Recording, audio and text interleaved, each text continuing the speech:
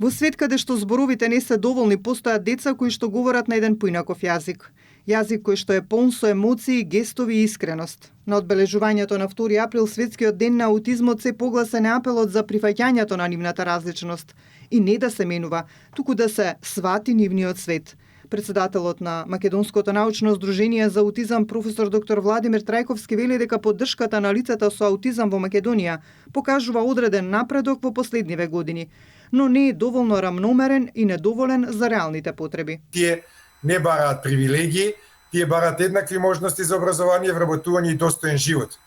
Најголем проблем всушност не представува самиот аутизам, туку системот, доцната диагноза, недостигот на рана интервенција и ограничен пристап до стручни услуги. Многу семејства се оставени сами на себе да се снаоѓаат без доволна институционална поддршка. За родителите е најважна поддршката, трпението и љубовта за овие деца, за да може да постигнат многу повеќе отколку што можеме да очекуваме. Во претходните години, додека јас го издигнував своето дете, да кажем, и работев со него, не беше толку актуелна темата за аутизам и немаше толку настани за кои што јас дури прашував дали има некаде, дали може да се вклучам. Не, јас бев надвори од Македонија. Некога се вратив, почнав да се активирам и видов дека има промени. Од тогаш до сега има промени.